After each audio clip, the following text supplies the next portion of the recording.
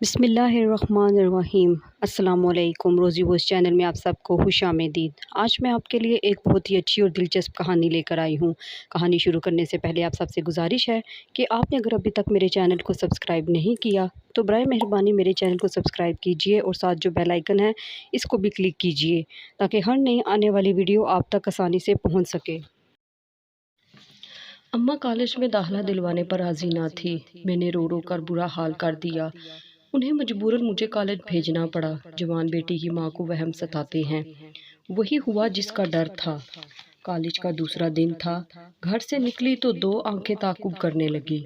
میں نے نظریں چرا لی، بے نیاز بن گئی اور اپنی راہ چلتی کالج پہنچ گئی۔ واپسی پر وہ آنکھیں پھر منتظر تھی۔ میں آگے آگے اور وہ پیچھے پیچھے تھا۔ اس نے گھر تک پیچھا نہ چھوڑا۔ اب یہ روز کا معمول ٹھہرا۔ لاکھ بچ کر نکلنا چاہا مگر یہ نظریں ایسی تیز کہ جدھر مڑتی اپنے جسم کے اندر ان کی تپش محسوس کرتی۔ مشکل یہ تھی کہ گھر پر کسی کو بھی بتا نہیں سکتی تھی اور نہ ہی اس بات کا تذکرہ کر سکتی تھی۔ بتانے کا مطلب صاف تھا کہ گھر والے جانے سے روک دیتے، اس طرح تعلیم کا خواب پورا نہ کر پاتی، اور ایسا میں کبھی بھی نہیں چاہتی تھی، کسی صورت بھی نہیں چاہتی تھی۔ ایک سال یوں ہی گزر گیا۔ آفرین ہے اس بندے پر، روزانہ اس نے یہ کٹھن ڈیوٹی دی، مجھے گھر سے کالج اور کالج سے گھر، گویا وہی پہنچانے اور لانے والا تھا۔ تعجب کی بات یہ ہے کہ اس عرصے میں نہ کوئی کلام کیا اور نہ ہی تنگ کیا، بس مجھ سے تھوڑے سے فاصلے پر پیچھے پیچھے چلتا تھا اور جب میری منزل آ جاتی غائب ہو جاتا۔ آخرکار میں نے اس کی دیوانگی سے سمجھوتا کر لیا۔ سوچا میرا کیا جاتا ہے، اپنی زندگی برباد کر رہا ہے، اپنی ٹانگیں تھکاتا ہے اور اپنا وقت برباد کر رہا ہے، مجھے کچھ نہیں کہتا، میری بلا سے جو دل ہے کرے، جس دن کچھ کہا تو دیکھ لوں گی۔ شروع میں بہت ڈرتی تھی، رفتہ رفتہ اعتماد آتا گیا۔ اب اکیلے کالج آتے جاتے ڈر نہ لگتا تھا۔ جو تعقب کرتا تھا اس کو اپنا محافظ اور چوکیدار تصور کر لیا تھا اور سکون سے تعلیمی سفر جاری رکھا۔ بالآخر میرا ستارہ گردش میں آ گیا۔ ایک روز جب کہ کالج میں پارٹی تھی، میں اپنے راستے جا رہی تھی، اچانک وہ سامنے آ گیا۔ میں نے اس کو اس کے قدموں کی آواز سے پہچان لیا، کیونکہ یہ آوازیں سنتے ہوئے مجھے 1.5 سال 2 سال ہو چکے تھے۔ پہلی بار صورت دیکھی اور بس دیکھتی ہی رہ گئی، خود پر قابو نہ رکھا اور بول اٹھی، کیا بات ہے مسٹر، کمال کے مستقل مزاج ہو، ابھی تک ہمت نہیں ہاری؟ بولا آج ہمت ہار دی ہے۔ یہ کہہ کر جلدی سے ایک رکا تھما دیا اور چلتا بنا۔ حیرت کی بات یہ تھی کہ وہ میرا نام بھی جانتا تھا۔ پہلے اس رکے کو گھورتی رہی، سوچتی رہی کہ پڑھوں، پھر سوچا بغیر پڑھے ہی پھاڑ دوں، مگر اسی لمحے تجسس نے دامن پکڑ لیا۔ گھر آ کر پڑھا تو لکھا تھا میں کوئی لوفر یا آوارہ شخص نہیں ہوں، تم کو دیکھا تو بس بھلا نہ سکا، تمہارے گھر شادی کا پیغام بھجوانا چاہتا ہوں، مجھے اجازت دو۔ عجب پاگل جنونی آدمی ہے، سوچا نہ جان نہ پہچان، چلا ہے عمر بھر کا ساتھی بننے۔ مجھے کیا پتا کہ لوفر ہے یہ شریف، خاندان کا ہے یا نکما ہے یا مالدار ہے، لگتا تو نکما سا تھا لیکن صورت لاکھوں میں ایک تھی، مگر اجنبی انجان تھا، بھلا کوئی کیسے راہ چلتو پر اعتبار کرے۔ اس نے اپنا نام ارطغرل لکھا تھا، وہ گھر کا پتہ بھی درج تھا۔ میں نے اپنی سہیلی کو رکا دکھایا کہ پتہ نہیں کون ہے، کالج کے پہلے دن سے میرا پیچھا کر رہا ہے۔ اس نے نام پتہ پڑھا تو بولی، میں جانتی ہوں اس پاگل کو، یہ میرے چچا کا بیٹا ہے، اکلوتا لاڈلا اور مالدار باپ کا بیٹا ہے، پڑھا لکھا بھی ہے، ان لوگوں کا اپنا بزنس ہے۔ ارطغرل برا لڑکا نہیں ہے، بہت اچھا لڑکا ہے، بس سمجھ لو عشق میں گرفتار ہو گیا ہے بیچارہ، اور جانتی ہو نا عشق نہ پوچھے ذات۔ میں نے کہا نازی مذاق مت کرو، اس مسئلے کا کوئی حل نکالو، 1.5 سال سے خاموشی سے برداشت کیا ہے۔ وہ بولی تم بڑی سنگ دل ہو، ابھی بھی تمہارے دل میں کوئی اس کے لیے نرم گوشہ نہیں پھوٹا۔ ارے ندان، کوئی اتنا بھی کسی کو چاہتا ہوگا کہ برسوں خاموشی سے اس کے پیچھے چلتا رہے۔ میں نے اس سے کہا صبر اس نے کیا یا تم نے کیا؟ نوبت پرچی بازی پر آ گئی ہے۔ ارے بھائی، کوئی اتنا چاہنے والا زندگی میں کبھی ملے گا؟ سنجیدگی سے سوچو۔ ہاں کہتی ہو تو میں امی جان کو تمہارے پاس بھیجتی ہوں، وہ تمہارے رشتے کی بات کریں، پھر جو جواب تمہارے والدین دیں گے وہ ان کی قسمت۔ امی جان اور چچی دونوں کو ہی میں تمہارے گھر بھیج دوں گی۔ غرض کئی دن نازی میرے ذہن کو ہموار کرتی رہی اپنے کزن کے لیے، تب میں بھی سوچنے پر مجبور ہو گئی کہ رشتہ تو مناسب ہے۔ میری خاموشی کو نیم رضامندی مان کر نازیہ اپنی چچی اور والدہ کو ہمارے گھر لے کر آئی۔ انہوں نے آتے ہی کہہ دیا، میں رشتہ مانگنے آئی ہوں۔ وسیلہ نازیہ اور اس کی امی بنی تھی، اس لیے امی نے ان کی بات کو بہت دھیان سے سنا اور حال احوال بھی پوچھا معلوم کیا، اور کہا کہ کچھ دن بعد سوچ کر جواب دوں گی۔ میرا ایف اے کا نتیجہ آ گیا، میں اچھے نمبروں سے پاس ہو گئی تھی۔ اب ارطغرل کے گھر والے بار بار آنے لگے تھے۔ ادھر نازیہ سے ارطغرل پوچھواتا کہ حلیمہ کے گھر والے جواب کیوں نہیں دے رہے، کتنی مدت لگائیں گے، ہاں یا نہ میں جواب تو دے لیں۔ انہی دنوں ابا کو بیماری نے اپنی لپیٹ میں لے لیا اور وہ ملازمت چھوڑ کر گھر بیٹھ گئے۔ والدہ نے مجھے امیدوں کا مرکز بنا لیا، ہر وقت کہتی میاں جی کام نہیں کر سکتے، اب حلیمہ ہی ہمارا سہارا بنے گی۔ میں آگے پڑھنا چاہتی تھی مگر حالات برے ہوتے جا رہے تھے۔ لگتا تھا ملازمت میرے نصیب میں لکھی گئی ہے، وہ بھی اس عمر میں جب لڑکیاں سنہرے خواب دیکھتی ہیں۔ ارطغرل کی والدہ چکر لگا رہی تھی۔ بیٹا ان کو مجبور کرتا رہا کہ شادی کرنی ہے تو حلیمہ سے ہی کرنی ہے، امی جان جائیں اور اس کی امی کو منا لیں۔ میری ماں رشتہ داروں کے پاس جا جا کر میری ملازمت کی درخواست کر رہی تھی۔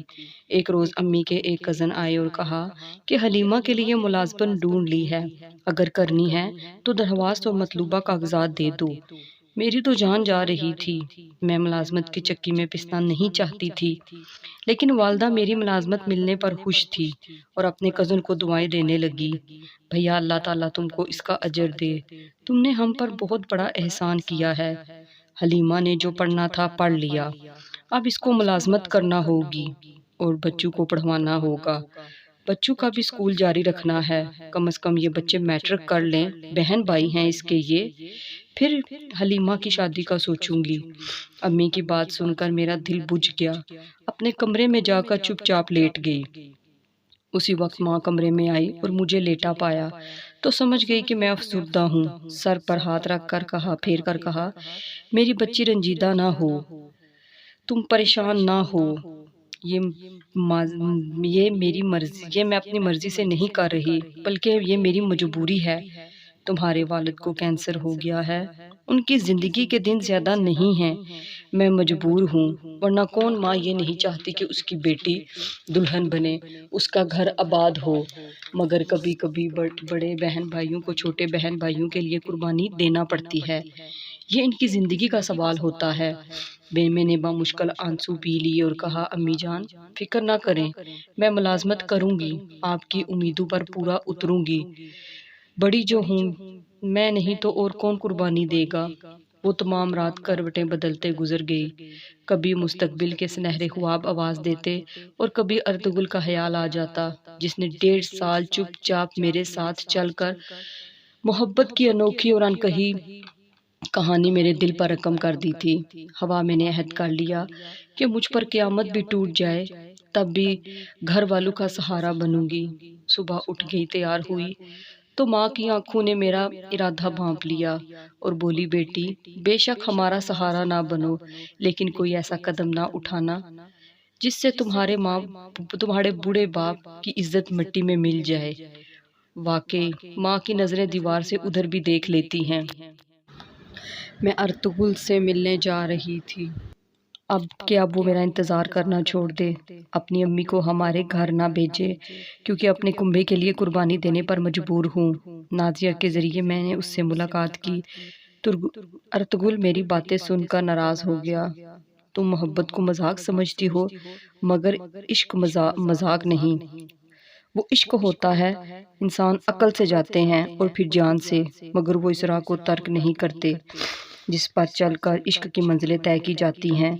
تم نوکری کا خیال چھوڑ دو، میں تمہارے کنبے کی کفالت کر سکتا ہوں، تمہاری ساری ذمہ داریاں نبھاؤں گا۔ تمہارے والدین میرے ماں باپ ہیں، تمہارے بہن بھائی میرے بہن بھائی ہیں۔ میں نے محبت نہیں کی، میں نے تم سے عشق کیا ہے۔ میری غیرت نے یہ گوارا نہ کیا کہ کوئی میرے کنبے کی کفالت کرے، اس لیے اس کو کوئی جواب نہ دیا۔ جاتے ہوئے اس نے کہا، حلیمہ تم بہت بڑی غلطی کرنے جا رہی ہو اور تم نے بہت غلط فیصلہ کیا ہے۔ یاد رکھنا وقت بے رحم ہے، یہ کسی کا انتظار نہیں کرتا۔ تم اصل میں مجھ سے جان چھڑوانا چاہتی ہو۔ گھر کی مجبوری تو محض ایک بہانہ ہے، ورنہ دنیا میں ہر مشکل کا حل موجود ہے۔ ماں کی خوشی اور بہن بھائیوں کی خاطر میں نے اپنی خوشیوں کا گلا گھونٹ دیا۔ مسلسل 15 برس ملازمت کر چکی تھی اور اپنے گھر کے گلشن کی آبیاری کرتی رہی۔ میرا ہنستا ہوا چہرہ تو سب نے دیکھا، لیکن میرا روتا ہوا دل کسی نے نہیں دیکھا۔ وہ وقت قریب آ گیا جب بہن بھائی پڑھ لکھ کر جوان ہو گئے۔ میں نے انہیں بہت اچھے کالج یونیورسٹی میں پڑھا دیا۔ اب وہ بڑے ہو چکے تھے اور میں نے ان کی شادیاں بھی کروا دی۔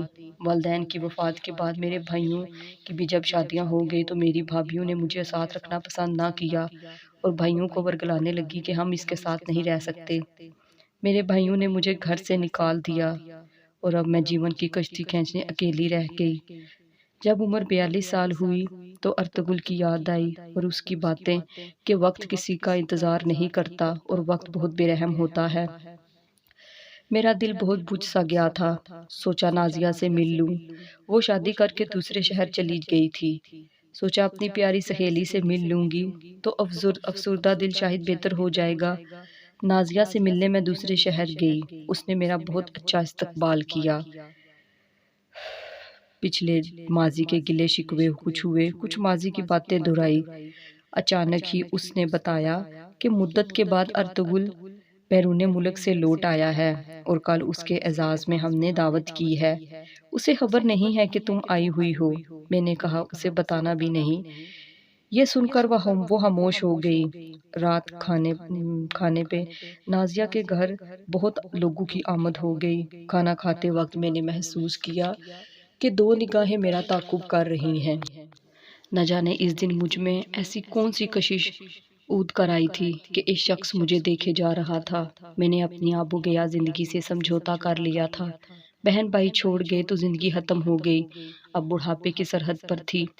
سارے خواب ٹوٹ چکے تھے، ہر طرف اندھیرا ہی اندھیرا تھا۔ میں اپنے گھر واپس لوٹ آئی۔ اپنے گھر میں اکیلی بیمار پڑی ہوئی تھی۔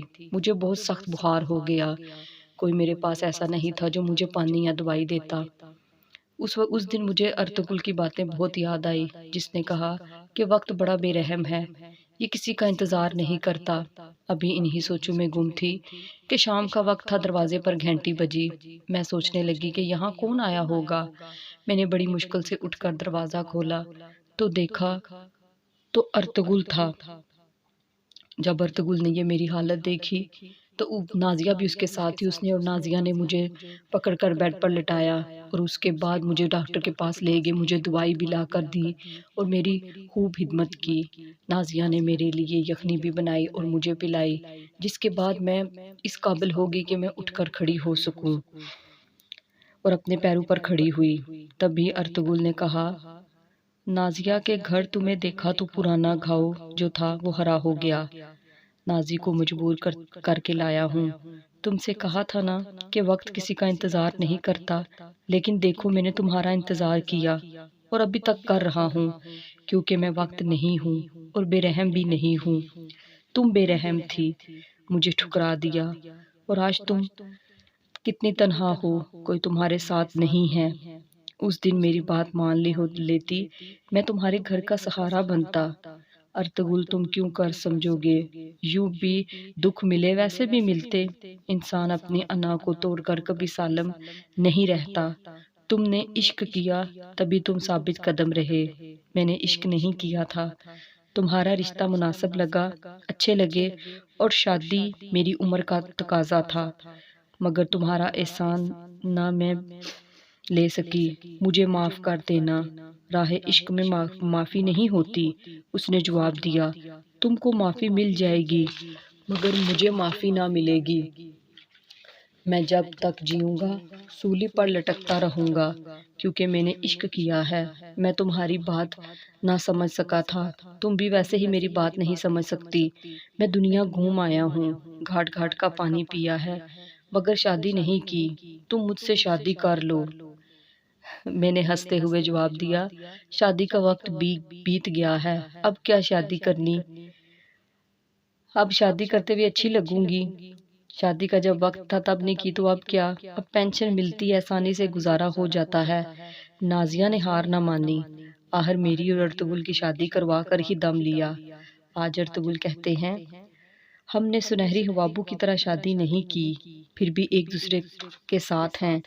بڑھاپے میں ایک دوسرے کا ساتھ چاہیے ہوتا ہے، ایک مخلص ساتھی کی ضرورت ہوتی ہے۔ ارطغرل کے ساتھ پھر سے جینے کا حوصلہ ہو گیا اور اس نے مجھے بہت خوشیاں دی۔